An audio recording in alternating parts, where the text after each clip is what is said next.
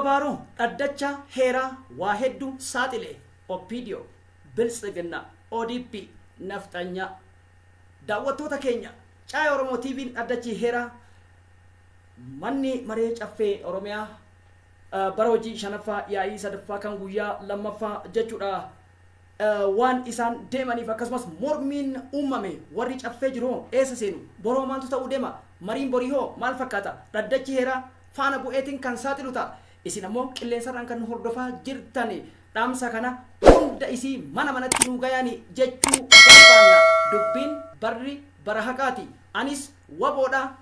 Ayyee galatooma alfaadhaa kabajamoo pirezidaantii naannoo Oromiyaa Obbo Shimallis Abdiisaa ittaanaa pirezidaantii naannoo Oromiyaa Obbo Awwaluu Abdii akkasuma komishinii poolisii naannoo Oromiyaa Obbo Araarsaa Mardaasaa cirra naagnittaniif galatooma. Uummanni Walloo wanni du'aa jiruuf waa lama tokko Oromummaa isaatiif du'aa lama Islaamummaa isaatiif amantii isaatiif du'aa jira. Uummanni Walloo nuti uummanni Walloo xayyaaraan dhaamaa jirra xayyaaraan nu dha'aa jirani qabeenya keenya saamaa jirani dubartoonni keenya shamarran keenya hidhamaa tumamaa dhiitamaa abbootiin keenya dhiitamaa tumamaa kabalamaa qalam dararaa hedduu keessa jira. Dararaan uummanni keessa jiru tokko beela tokko tuma waraanni nagaa eegsisa yookaan immoo shanee balleessa jettanii isin gad ergitanii iddoo shaneen jiru osoo hin taane iddoo namni waa harkaa qabu jiru iddoo dubartiin jirtu kana deemee dubartii keenya gudeeduu fi nama keenya ajjeesuu irra jira. Waraanni sirna kana namni diigaa jiru waraana. Hundi keessan ergama shanee qabattanii dhuftanii Wallagga bahaa fiixaarraa abajamoo abbaa afayyaa'idha nuti lakki rakkoo uummataa dubbanne malee dubbii shaneedhaati dubbii shanee jettanii afaanitti nuun qabina seera kabajamu yoo dhugaadhaaf dhugaadhaaf nu ajjeessan kana arraan booda hin barsiinu. Sabni koo du'ee awwaalcha dhabe. Kanaafuu rakkoon Wallagga keessatti deemaa jiru rakkoo hedduu nama yaachisu. Mootummaan jiraayii nama jechisiisa. Maaliif paartiin keenya kuni sabaaf furmaata fiduu dadhabe saba keenya ajjeesuu ta'e. Kanaafuu rakkoon uummata Wallaggaa godinaalee ishee keessa jirutti kan akka Noonnoo Beenjaa, Ganda Gurrifat, Laaloo haga Hagaloo ga'utti uummanni keenya du'ee awwaalcha dhabe. Irratti deemaa jirurraayi dur poolisii fi qeerroon keenya tokko ta'ee waliin deemaa ture amma garuu wal gaarrefatee waliin wanta ta'aa jira walitti gaarrefachaa jira. Maaliif qeerroon keenya dalagaa dhabuudhaa kun immoo abdii nurraa kutachaa jira. Nuti nu hiikkachiisaa faannoo hidhachiisaa jirtuu nun jechaa jiranii. Amma sabbarsiifnee hin qabnu akkasumallee hayyoota keenya hidhatti guurree qeerroo fi qarreen kumaatama mana hidhaa keessa jira. Kuni hundi paartii badhaadhinnaa yookiin bilxiginnaa ofiin jenne of waamnutu nutu miidhaa jira jechuudha. Kanaaf uummata waan itti deebisnu wallaallee jirra. Keessa deemuu dadhabnee jirra. Uummanni galee dadhabe. Paartii badhaadhinaatti bakka bu'ee kan dhufee uummata kan kootiif uummata Booranaa falmachuuf dhufee akka kootitti akka paartii keenyaatti illee saba keenya guddifna jennee hanga har'aatti haasaa turre ta'ullee itti milkaa'uu hin dandeenye sababni nu itti milkaa'uu dadhabneef diina taanee saba keenya biratti argamnee jirra akkasuma uummanni Booranaa beelaan miidhamee jira. Kanaafuu mootummaan yookaan nullee akka paartii keenyaatti waan gooneef tokkos waan hin jirreef kanaafuu ani kan jechuu barbaadu akka paartii badhaadhinaatitti sabni keenya miidhamee jira wareegamee jira waan ta'eef. Qabeenyi uummata keenya manneen beeyladaaleen uummata keenya takkaa xayyaaraan dhahamee hin beeku bara yaadigii fi bara dargillee baroota amma nuti dhalannee jirru kana keessatti bara ammaan tana riphee lolaa yookaan shimmittawaagii jecha uummanni. Kuni qophii dhaddacha heeraa paartii biltsiginna gochoota Oromiyaa keessatti deeman tokko tokkoon akkasumas ammoo caffee hirriiba akkasumas nyaatee rafu kan dhimma uummata isaa hin ilaalle. Caa Oromoo TV'n yeroo hunda miidiyaan jaarmiyaa gaaddisaa marii dhaloota garee bilisummaa Oromoo qophiiwwan adda addaa ijoo yaadrimee haala mooraa qabsoo bilisummaa Oromoo bocuudhaan dhaloota ilmaan adda bilisummaa Oromoo ganamaa walitti qabuun qarree fi qeerroo qaqqaalee dafqa isaanii halkaniif guyyaa gama mooraa waraana bilisummaa Oromootti qabeenyaan qabu eega Oromiyaan bilisoomteen horadha jedhaniitiin jireenya biyya baqaa lammii afuraffaataa itti hidhamaa itti gidiramaatiin osoo hin qusanne maatii fi osoo hin yaadanne Caa Oromoo TV miidiyaan jaarmiyaa gaaddisa marii dhaloota garee bilisummaa Oromoo qabsaa'ota hayyoota buleeyyii wajjin jechuudha dhimma taateewwan hunda bifa ragaa fi raaga siyaasaa Oromootii fi uummata keenyaatii fi haala Oromootas deemaa jiru dhaddachi heeraa ni saaxila. Kun qophii dhaddacha heeraa qophii dhimma saaxil wanjoo gabrummaati nafaana bu'aa. Yaa'iin idilee kan bara hojii shanaffaa yaa'ii sadaffaa biyya lammaffaadhaa jaartoo Oromiyaa seensota mana marii caffichaatiin jechuudha eegaleetiin jira akkasumas ammoo kaleessa rakkoowwan ijaatiin OBN baakaaluu daandii riippoortara keenya gama sirraa gama istiidiyoo muumicha Finfinneetti nuuf gabaaseetiin ture. Yaa'iin idilee har'aa kun ammoo akka odeeffannaa qabnutti kurmaanni yaa'ii gama kun komiiwwan haala nageenya Oromiyaa keessatti fi iccitiiwwan gurguddoo hin mari'ata jedhatameetiin eegama. Maarree OBN kana isiniif faana bu'eetiin hordofeetiin kan isiniif dhiyeessu ta'a daawwattoota keenya. Ijaaf gurra uummataa OBN dhaggeeffachuu hin dagatina. Caffee Oromiyaa kana jechuudha yeroo ammaa kana kallattiidhaan kabajamoo pirezidaantii Oromiyaa Obbo Shimallis Abdiisaa agarraa jirra akkasumas Obbo Araarsaa Mardaasaa itti gaafatamaa Komishinar Poolisii Oromiyaa akkasumas Obbo Fiqaaduu Tasammaa Qindeessaa paartii badhaadhinaa fi kabajamoo itti aanaa pirezidaantii Obbo Awwaluu Abdiitii fi akkasumas ammoo jila qondaaltota Obbo Addisuu Araggaati kan caffee kana ol seenaa jiran karrarratti tamsaasni OBN akkuma itti fufetti jiraati wallima kanaan gama istiidiyoo muumichaa kan galma abbaa gadaatti sin deebisna. Kabajamoo itti aanaa mootummaa naannoo Oromiyaa Obbo Alamuu Awwaluu Abdii akkasumas kabajamoo itti gaafatamaa paartii badhaadhinaa Obbo Alamuu Simee fi miseensota caffee Oromiyaa gaafii uummataa kaasaa jiraniif akka deebii kennitan gama keessanii dabarsa galatooma.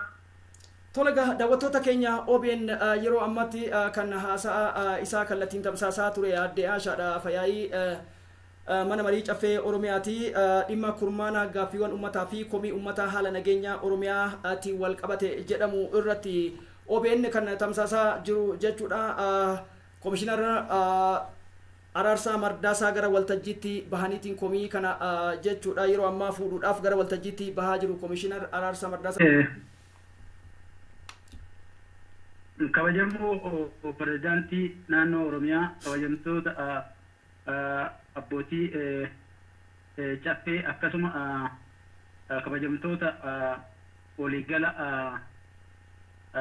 ummatoota as jiranii guututti adde Aashaan akkuma asirraa jedhanitti waa'ee dhimma hawaasa keenyaa kan asirraa ka'e akka poolisii naannoo Oromiyaa bakka bu'uutitti wantoota raawwataman jedhu keessaa kan isinitti tuqutaa. Isaan keessaa akka poolisoota adda bu'aa poolisiin Oromiyaatti wantoonni kana dura irra mari'annee dhoksaadhaan irratti haasofnee namoota mul'ata qaban, namoota hawaasa bira beekama qaban, namoota hawaasa nurra akka kaasuu danda'an hunda isaa walii galaan kana dura irra mari'anneetitti kan dhabamsiisne keessaa dhabamsiisne isa dhabamsiisne san irratti waa waliin mari'annee caffeen kun raawwatee kennee jennu amma deebi'uun hawaasa keessaa gungummiin jira. Gungummiin kun eessaa bahee gadhokattoota yookaan warroota nu fakkaatanii bakka biraa dalagan warra as keessa jirutu bahee dhimma du'iinsa abbaa gadaatiin wal qabatee akkasuma weellisaa beekamaa fi jaalatamaa Hacaaluutiin wal qabatee waa hedduu hojjennee turre amma ol bahee nu saaxilaa jira. Badiin kun nu qofaaf osoo hin taane guutuu keenyaaf waan ta'eef namoonni waan akkanaa hojjettan guututti akka of eeggan jecha kanumarraa ka'ee gaafii yoo qabaatan mana keessaa waan kanarratti gaafachuu dandeessan. Tolega yeroo ammaa kana akkuma dhageettan Komishinarri poolisii naannoo Oromiyaa obbo Araarsaa Mardaasaati kan jechaa jiranii akkasumas ammoo maaltu jira godinoonni maal jechaa jiranii kan jedhuu fi aggaammiin kun kallattiidhaan anaa fi Shimallis Abdiisaa akkasumas ammoo kanaan kana fakkaatan waa'ee simintoo waan adda addaatiin jedhaniiti kanaasaan kun olola shaneeti jechuun kan isaan kallattii itti ka'anii uummanni keenyas kallattii kanaan hubata jennee yaadna. Kanumaaf OBN ammas tamsaasni itti fufee jiraati miseensonni caffee yaa'ii kan komii waan adda addaa dhiyeessuu dabareedhaan jechuudha yeroo ammaa akka kennaa jiran komishinarichi ammas gara istiidiyoo keenya muummichatti isin deebisna.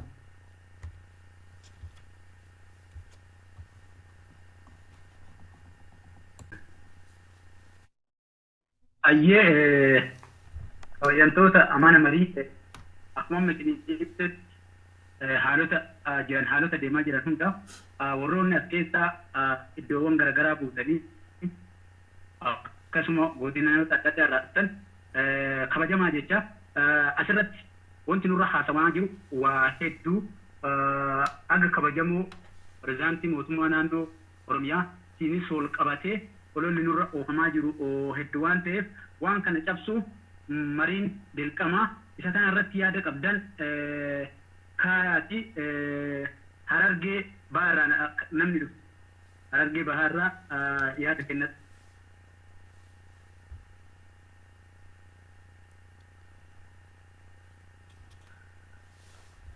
Hayyee galatooma.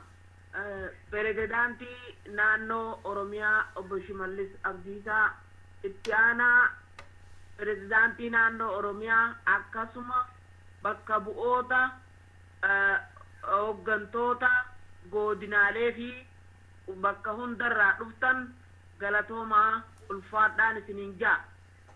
Ani wannin jedhu ummanni keenya akkuma kalee bara dargii akkuma kalee bara Ihaadegitti inumaa'uu sanirra ummata keenyatti hammaatte onaak shaneen yookaan ABO'n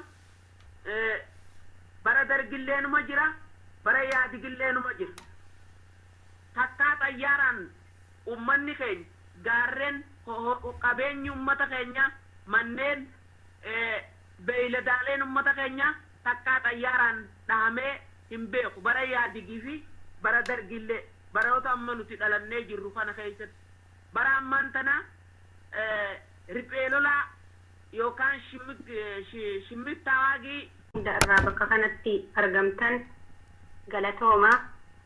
Anis kan dhufe godina Arsii Lixaa irraa rakkina ummata keessa jiru ibsachuuf carraa naa kennitaniif galatoomaa. Itti aansuun ummanni keenya rakkinni isaan kaleessa keessa turaniif har'a keessa jiran tokko lama jedhamee yookaan dubbii an dubbadhuun kan dhumatu osoo hin taane seenaan galmaa'ee kan lafa kaa'e. Akkuma as dura darbee calii calanqoo harka muraa aanolee wanti hafee hin jiru. Gooticha hayyuu Haacaaluu sababeeffachuun ummanni kan gaafataa jiru gumaa ilmaan isaati. Godina Shaashamannee keessatti guyyaa tokko sababeeffachaa waraana Shanee jedhamuun ilmaan ummataa bakka tokkotti 32 waraana mootummaa amma nuti jala hojjechaa jiru kanaan kan rashaname gumaa ilmaan ofii kan nu gaafataa jiru ummanni deebisaa barbaadan. Kana qofaa miti taasii ammaa kana keessa kan jiru ummanni qaama nageenya kan jedhamu yakka tokko malee ilmaan isaanii bayanii deebi'uu hin dandeenye. Akkuma magaalaa hunda keessatti raawwatamaa jiru kun godina Shaashamannee fakkeenya fudhadhee dubbadhe malee. Abdul Jabbaar kan ajjeefame dhugaa dubbatteef ani sa'aatii ammaa kanarra ummata kiyyaa waliin jira. Ummata kiyyaaf dubbadha. Ummata kiyyaa birman duuti kiyyas ummata waliin jireenyi kiyyas ummata kiyyaa waliin gammachuun gaddi ummata waliin nuti kalee ummata keessaa baanee adeemsa irraa miliqinaa ajandaa dhalan bayinaa ajandaa kenna hawaasni maal hawaasa kan akkamitti ofitti dhiyeeffannaa ofitti amansiifannaa gara keenyatti dhiyeeffannaa ajendaan alatti hin deemna itti fuftanii shawaa baharra shawaa baharra alan baanee rakkinna ummataa dubbataa jirra ajendaan alan seera eegaatti deebitan seera haa kabajamuutti deebitan karrayyuu irraa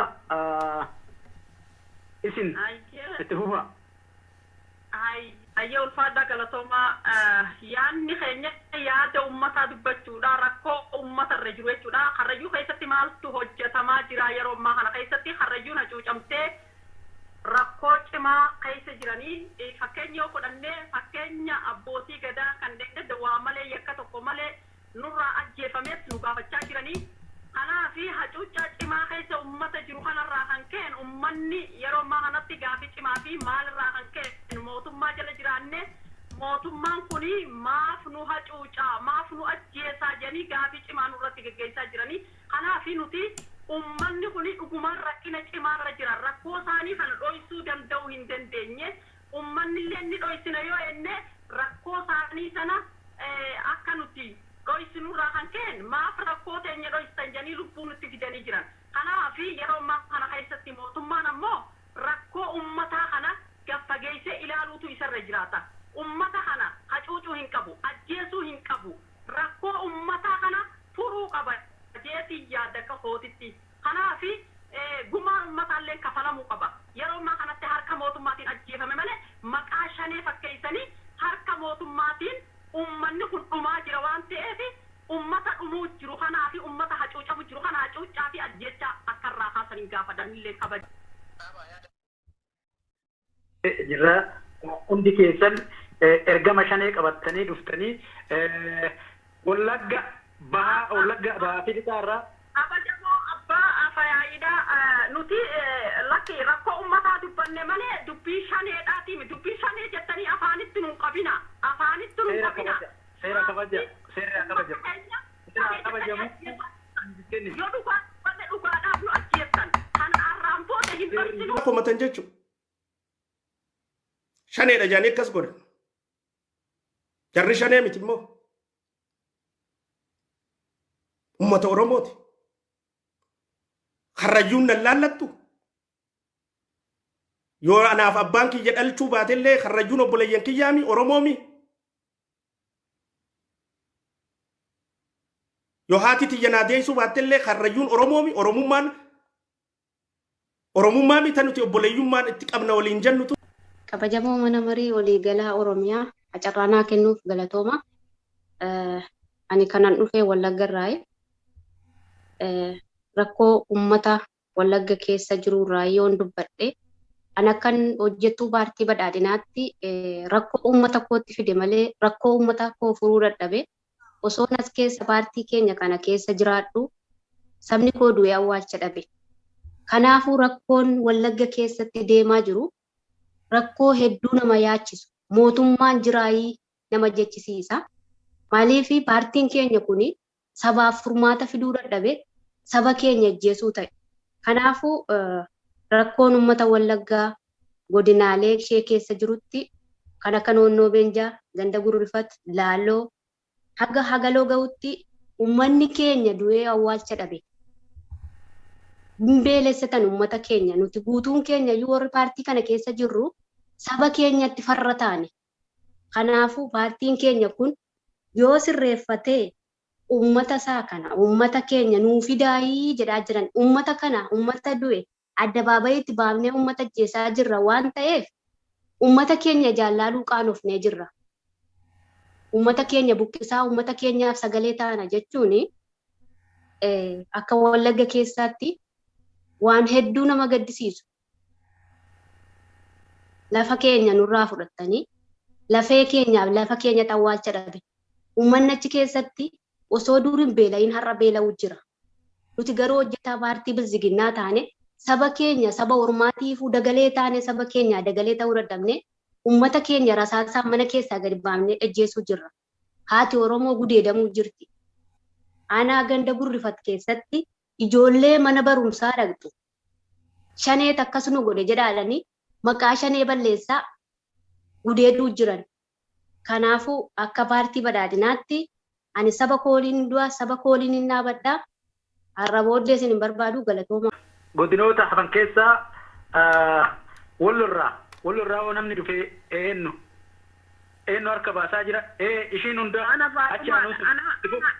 Faatumaadha. Itti fufi Faatumaa. Nuti ummanni Walloo bara dheeraa bara mootummoonni dabran maraa'uu dhumaat irra as geenye ammammoo duuti nutti hammaattee jirti. Ummanni Walloo wanni du'aa jiruuf waa lama. Tokko Oromummaa isaatiif du'aa, lama Islaamummaa isaatiif amantii isaatiif du'aa jira. Ummanni Walloo xayyaaraan dhaamaa jirra. Xayyaaraan nu dha'aa jirani. Qabeenya keenya saamaa jirani.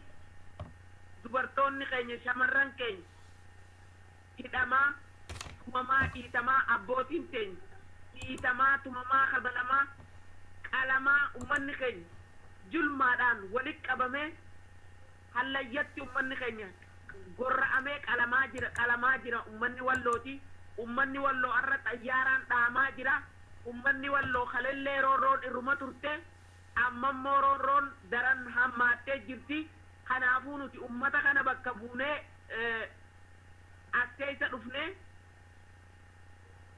kanaaf nuti ammaan booda hojii kana hojjechuu hin dandeenye. Ummanni waa meeqa nu gaafatu jira.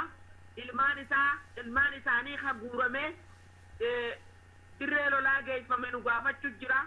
Afooshaa keessa taa'uu dadhabnee, taziyaa keessa taa'uu dadhabnee, walgahii ummataa takkaallee geggeessuu dadhabnee ummanni tuuti maanurraa dhaabbachuu dhabdee, hidhaan maanurraa dhaabbachuu dhabdee, maaliif duunaa nuti ummanni Walloo maaliif duunaa? Ummata Itoophiyaa lammii Itoophiyaa birarraa maaliif adda taatee duuti keenyaa fi hidhamuun keenyaa fi saamamuun keenya maaliif adda ta'e jee ummanni nu gaafata. Kanaaf ummata bakka buunee waan bakka kana jirruuf nuti ammaan booda ummata keenyaaf bu'aa waan hin buusiniif jecha waa takkaallee ammaan booda hin barbaannu nuti. Ga'ee dhaabbadha. Lamaanirra godina Baaleerraa namni bakka bu'ee dhufe yaada keetti fuuf. Ayyee galatooma alfaadhaa kabajamoo pirezidaantii naannoo Oromiyaa obbo Shimallis Abdiisaa, ittaanaa pirezidaantii naannoo Oromiyaa obbo Awwaluu Abdii, akkasuma komishinii poolisii naannoo Oromiyaa obbo Araarsaa Mardaasaa cirra naaf kennitaniif galatooma alfaadhaa. Osoo gara godina irraa dhufeetitti hin dabrin dura akka naannoo keenyaatti akkuma naannoo Oromiyaatti caasaa mootummaa diigamaa jira. Maaliif akka caasaa mootummaa kun diigamaa jiru hubannoo keessa galchitan jedhee yaada. Kanaaf naannoo garaagaraatti sababni caasaan mootummaa diigamaa jiru poolisoonni Oromiyaa caasaan mootummaa caasaan nageenyaa tarkaanfii uummata nagaa irratti waan fudhataa jiruuf kan kun sababa ta'e jedhee yaada akka nama tokkootti. Kanaaf kanallee furmaata asumaan deebii akka itti kennitan kabajaan isin gaafadhaa. Itti aansee ajjeechaa abbootii gadaa Karrayyuu irratti bakka hundatti naannoo Oromiyaa hunda keessatti gaafii waan kaasee jiruuf kanas ija kamiin akka ilaaltan asumaan isin gaafadhaa. Ulfaadhaa galatoomaa. Amma akka naannoo Baaleetitti kan haasayamaa jiru badhaadhinnaa jedhanii miidiyaan nu qabnu tokkochillee miidiyaan OBN waa'ee badhaadhinnaa haasayaa garuu faallaasanii wanni lafarra jiru uummanni keenya beelaan dhumataa jira. Rakkoo beelaa hedduutu godinoota Baalee keessa Baalee lamaanii keessa jira waan ta'eef kanaafi bakka walga'iitiin hundatti komii adda addaa hawaasa keessa ka'aa jiruuf kana furmaata gootan akka furmaata itti kennitan jedhee yaadaa. Kanaaf ayyee kanaaf akka ayyee ulfaadhaa tanaan dura waa'ee beelaa irraa osoo hin buune uummanni keenya raayyaa ittisa biyyaatiif sangoota garaagaraa yaasee kennaa duree akkuma miidiyaa garaagaraatii fi qabatamaan nullee lafarratti beeknutti. Kanaaf uummanni keenya kaadha beela'ee beelaan dhumataa jiru mootummaan maaliif akka cal'ise maaliif akka guyyaa tokko miidiyaa ofii qabuunillee dabarsuu dhabe an kana naaf hin galu akka nama tokkootti bakka bu'aa uummataa ta'ee tajaajiluu natti ulfaatee jira tajaajiluu hin barbaadu ammas waa'ee ijoollee keenyaa irratti raayyaa ittisa biyyaa yeroo kaaba Itoophiyaatti lolli deemaa ture ijoollee keenya ibiddatti guuraa turtan jedhee uummanni komii garaagaraa kaasaa jira. Kanaafis mootummaan deebii kennuu qaba. Ammas naannoo Amaaraa keessatti yoo argine gumaa nama du'eetu kaffalaa jiran. Keenya keessatti garuu akka naannoo Oromiyaatti kan jiraateyyuu kan du'e dhiisaatii kan jiru wabii jireenyaa dhabee beelaa fi mootummaan dararaa garaagaraa irraan gahaa jira. Kana akka mootummaa naannoo Oromiyaatti akka caffee mootummaa naannoo Oromiyaatti maalitti akka laalaa jirtan naaf hin galu. Kanaaf ijoollee keenya kan kaaba Itoophiyaatti dhumate irratti uummanni qeeqa garaagaraa kaasaa jira. Bakka walgahiitti taa'uun dhoogee jira. Kanaaf an akka nama tokkootti hadharraa hojii keessan hojjechuu hin danda'u dhaabee jira. Galatooma. Arsii bahaa irraa itti fufaa. Arsii bahaa. Ayyee kabajamoo caffee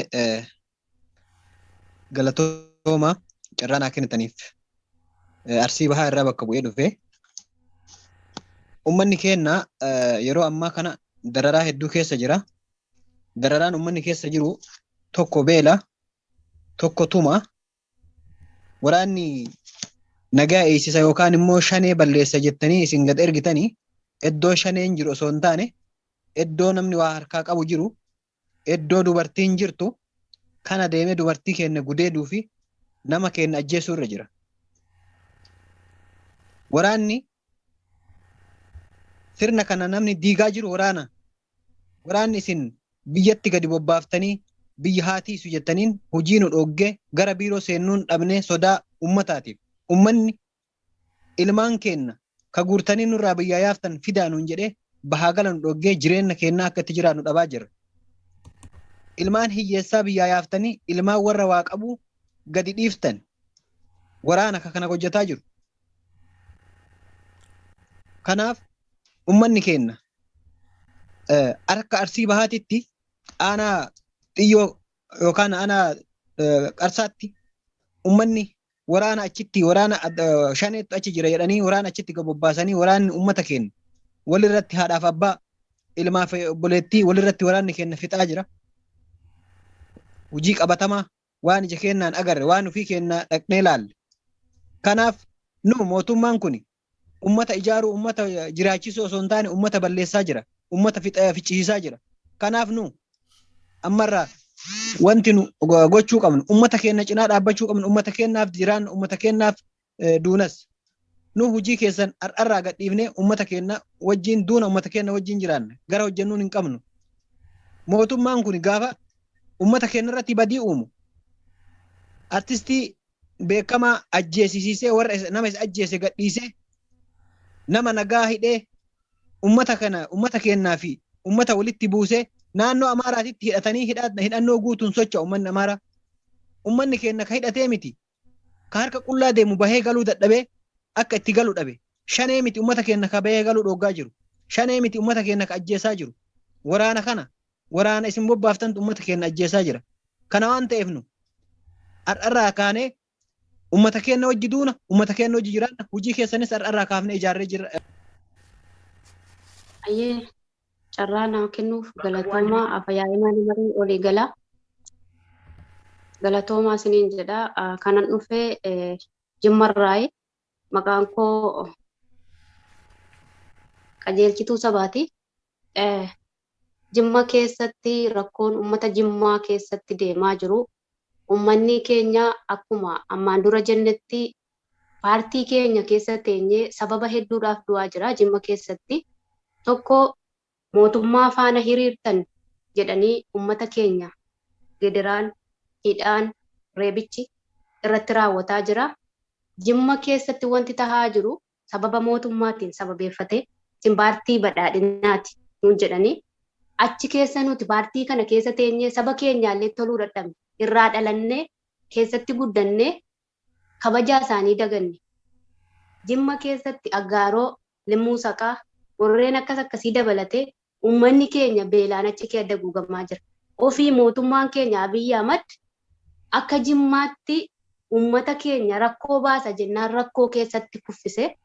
Uummanni keenya Jimma keessatti bishaan malee kan suuqa keessatti laga bu'ee bishaan waraabbachuu dhaquu dadhabe jira. Dhaqee waraabbatee hoo shanee deeggaraa jirtu jedhanii ijoollee qixxaa baattee karaarra deemaa jirtu ejjeesaa jiran. Mucaa waggaa 10 du'eet achi keessa jira.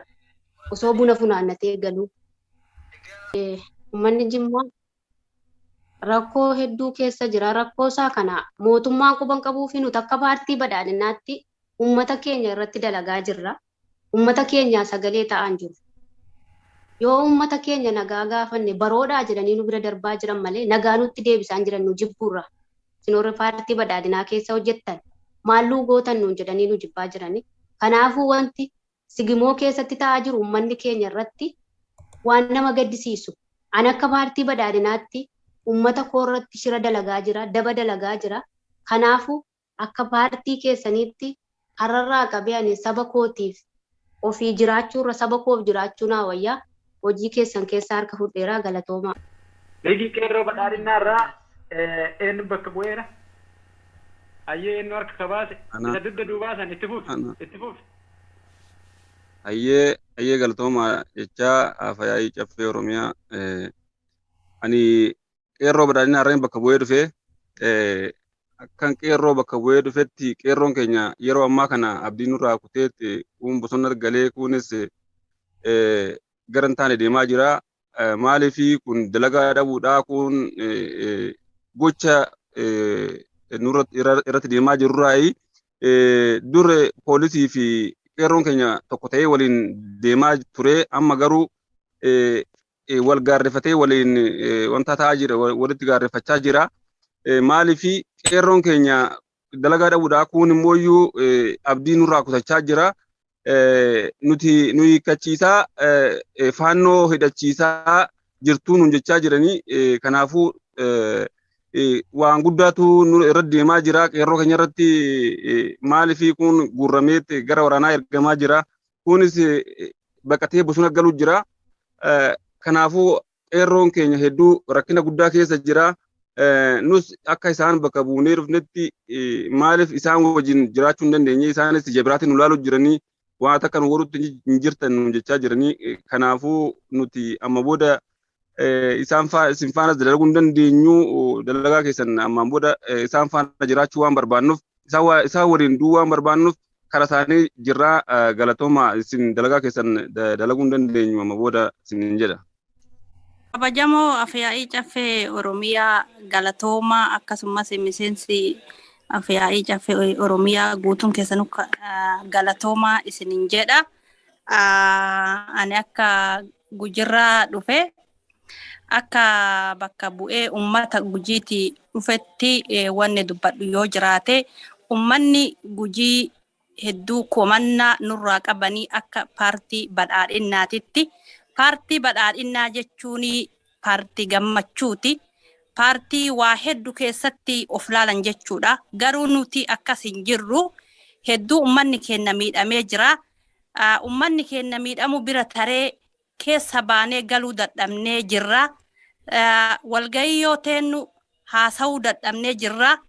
Ijaan isaan laaluu dadhabnee jirra. Abbootiin gadaa irraa dhumanii jiranii.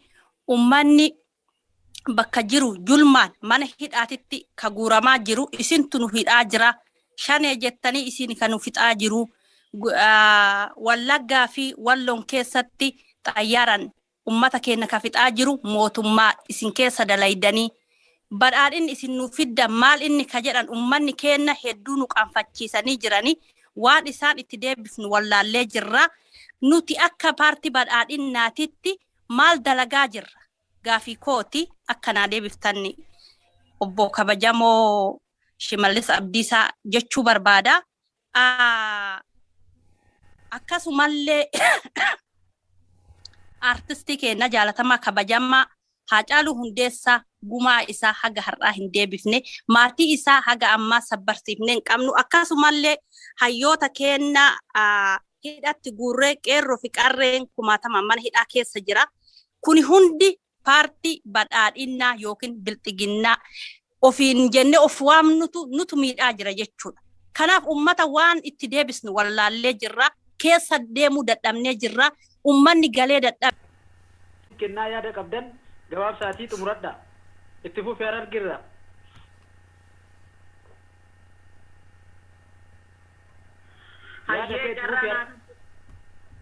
Hayyee carraa naa kennu keessaniif galatoomaa kabajamtoota afyaa'ii caffee Oromiyaa hundi keessanuu galatoomaan isiniin jaa. Dhugaa rabbitti ummanni keenya miidhaa guddarra jira. Nutilleen warri ummata bakka buunee gartee ummata keessa ummataaf waa hojjanna jennee deemnu ummata keenya keessa jiraachuu dadhabne ummata keenya keessa deemuu dadhabne ummanni keenya xayyaaraan dhaamaa jira. Dheengadda aanaa gumii bordodde asaboot akkasumatti xayyaaraan dhaamee ture. Beeyladaan ummataa horiin ummataa dhaamee ture. Horiin ummataa miidhamee ture. Kanaafuu haalli kun hundinuu ummata keenya keessa jiraachuu nu rakkisee jira. Maaliif gartee osoo gibira mootummaa kafallu osoo mootummaa kana ilmaan keenya nu jalaa guuranii ilmaan keenya gartee dirree lolaa irratti bobbaasaa jiranu maaliif xayyaaraan dhaamnaa? Onak shaneen bara yaatikis ni jira, bara dargillee ni jira. Onak shaneen arra qofan jiru. Onak shaneen durillee jira. Onak shaneef jaame maaliif xayyaaraan dhaamnaa? Maaliif xayyaaraan dhaamnaa? Riphee lolaa nama lamaa fi tokko kan muka keessa jiru maa xayyaaraan dhaamaa? Ummanni keenya maa dhaamaa? Nu dhaa'e malee onak shanee san hin dhooynee mootummaanii. Namni xayyaaraan dirooniidhaan nu dha'e mootummaadha. Ummanni keenya immoo ilmaan keenya kanurraa guurtanii gara dirree lolaa geessan nuu fidaa nu gartee gumaa ilmaan keenyaa nuu kannaa. Somaaleen ilmaan isaanii gumaa ilmaan isaanii gaafataa jira. Amaarri akkasumatti gumaa nama isaanii gaafatu jira mootummaa kana. Ammaan tan nuti waa takka namni deebisaa takkallee nu kanneen hin jiru. Kanaafuu nuti ummata bakka buunee waan jirruuf jecha ammaan booda ummata keenyaaf dhaabbanna, ummata keenyaaf wajjin dhaabbanna. Waan kana hundaa'u nu deebisaa. Isaan keessatti guutumatti mariin keenya kan itti fufu waan ta'eef amma yaada gabaabduu pirezidaantiin itti aanoo Awwaluu Abdoo akkasuma itti fufanii haasawa godhan waliigalaan xumura kan booda itti deemnu ta'a. Pirezidaantii itti fufa. Ayyee kabajamoo afyaa'ii asumaan galateeffachuu barbaada. Nuti akka pirezidaantiititti nama kana itti amannee paartii badhaadhinaati jennee itti amannee wajjin dalagaa turre. Haasawa uummanni kun godhaa ture. Nuti uummata kana amannee badhaadhina jennee wajjin dalagaa turre. Asirratti wantoota isaan haasayaa jiran hadda irraa hirmijjaa tokko akka irratti fudhattan asumaan isin gaafadha jechuudha. Kanaaf nuti akka pirezidaantiititti obsinee galliqimsinee isin caqafataa jirra. Uummanni kun hundisaa wanni inni haasa'u dhumarratti haasoon isaanii deemee shanimatti gala. Shanimatti gala. Uummata shanee ta'e wajjin dalagaa ture nu paartiin badhaadhinaa yoomillee taanaan miseensonni jalatti argamtan tokko keessanii itti gaafatamummaa keessan ni baatu. Akka hadda asirra baatanii waltajjii irratti uummata kiyyaaf garee paartiin badhaadhinaa yeroo kamillee ka jiguu hin dandeenye dhaabbataa ka eenyuyyuu achi isa sochoosuu hin dandeenye kan ijaarame kan dhaabbatee akka utubaatitti ijaarame paartii badhaadhinaati. Paartii badhaadhinaa haddallee jaalattanii jibbisanis warri hadda asirra baatanii dubbattan boru itti gaafatamummaa jalaa hin baatan. Kanaaf akka warroonni asirratti yaa'ii kanarratti baatan yaa'ii hundi keessan itti gaafatamummaa kana qabattanii akka hojiirra nu oolchitan kabajaadhaan isin gaafan. Daanoo walumaa galaan adda marii keenya kar'aa goolabamutti jira. Yaadni isin kaasa yaada ijoo fi yaada bilchaataa akkasuma eenyu itti gaafatamummaa jala akka hin baane ubbeekee eenyu akka ta'e tokkoon keenya wal argaa waan jirruuf wal barre waan ta'eef nama nu fakkaatee hawaasa keenya nurratti kaasee hawaasa keenya nurratti fincilsiisee osoo dhaabbannee ijaaramnee jirra jennu diigamnee lafa jirru hundi keenya hubannee irraa hubattaniirtu. Kanaaf marii nu fafoo itti fufaa har'aan kanumaan kan dalagaa turre haasawa uummanni kun godhaa ture. Nuti ummata kana amannee badhaadhina jennee wajjin dalagaa turre asirratti wantoota isaan haasayaa jiran hadda irraa hirmijjaa tokko akka irratti fudhattan asumaan isin gaafadha jechuudha. Kanaaf nuti akka pirezidaantiitti obsinee galliqimsinee isin caqafataa jirra. Uummanni kun hundisaa wanni inni haasa'u dhumarratti haasoon isaanii deemee shanimatti gala. Uummata kennaa sadaffaan kan itti fufuta. Har'a Wallaggaa Shawaa walitti buusuu barbaadu. Hattuu gamaa gamanaa walitti qaqqaban aangoorra kaa'aniit ijoollee Wallaggaa bira dhaqanii kan isin cunqursaa jiru. Warra Shawaa kanatu aangoorra jira jedhanii. Ijoollee Shawaa bira immoo dhaqanii barri warri Wallaggaa kun warri Arsii kun waa isinitti hinaafanii jedhanii. Yoom namni Shawaa gadi ba'ee lafa ijoolleen immoo isaan Shawaa jedhanii ol baasan sun lafa Shawaatti halkanii guyyaa shara oolti beekta. Lafa qeerroo Wallaggaa, qeerroon Harargee, qeerroon Arsii, qeerroon Shawaa tokkummaadha. Oromoo jedhe irratti wareegame san ormaaf shara oolti Finfinnee keessatti ollaa kanatti. Jara santu amma ufii bakka bu'aa Wallaggaa, ufii bakka bu'aa Shawaa, ufii bakka bu'aa Arsii godha. Hattuu fi gantuun nama tokko bakka hin buutu garaashii malee. Nama tokko Oromoo keessa nama tokko bakka hin buutu. Isaaniif jecha Oromoon naannummaatti du'a Oromoodhaaf sitti hima. Gantuu ta'uudha. Shira gantootaa jala deemanii Oromummaa laaffisuun naannummaa ol kakaasuun gantuu ta'uudha. Eenyu ganuudha? Wareegamtoonni nu biraa kufan abboota keenya